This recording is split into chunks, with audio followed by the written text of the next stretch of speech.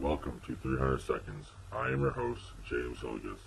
Today is Tuesday, June 10th, 1969.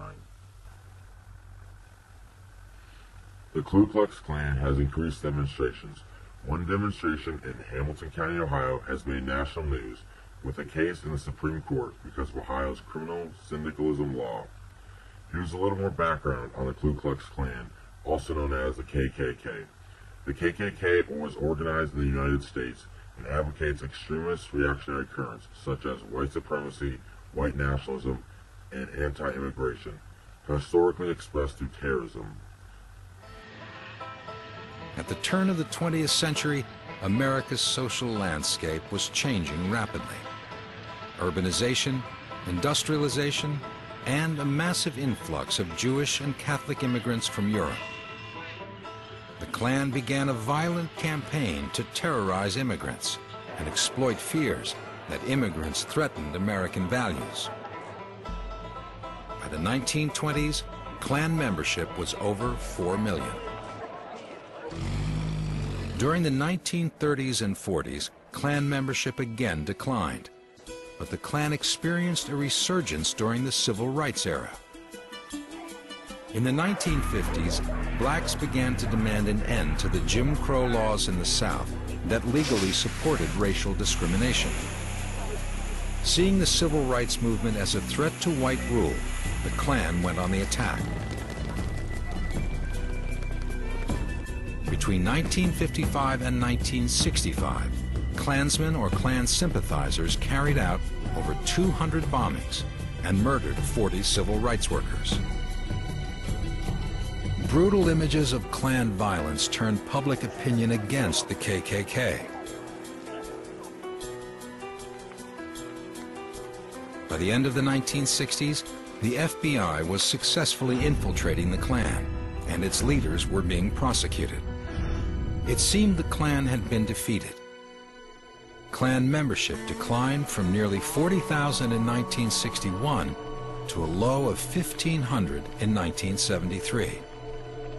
But over their long history, the Ku Klux Klan has always managed to rebuild. In the end, ladies and gentlemen, these homosexuals, race mixers, Jews, they will all be the fertilizer in the land.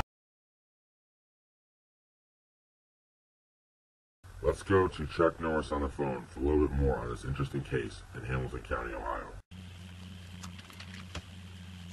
The appellate Clarence Brandenburg made a speech at a KKK rally and was later convicted under Ohio criminal syndicalism law.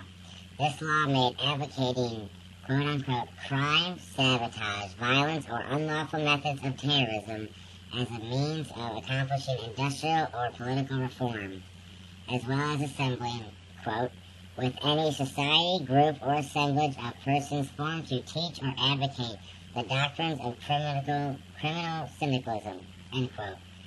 The reason a question that arose from this is that Ohio's criminal syndicalism law prohibits public speech that advocates various illegal activities, violate Brandenburg's right to free speech as protected by the First and 14th Amendments. Yesterday, the court's unanimous ruling in favor of Mr. Brandenburg. This ruling came about because the Supreme Court found that Ohio's criminal syndicalism law violated the First Amendment as applied to the state through the 14th Amendment because it broadly prohibited the mere advocacy of violence, rather than a constitutionally unprotected move to imitate lawless action. As a result of this ruling, all events and demonstrations involving speeches will be viewed differently under the imminent lawless action standard, which defines the limits of freedom of speech. Under this new standard, speech isn't protected under the First Amendment if the speaker intends to incite a violation of the law that is both impending and likely. So speak and protest wisely. This is Chuck Norris, signing off. Thank you, Chuck Norris, for that report. Well, that's all we have for today's 300 Seconds. Swag out.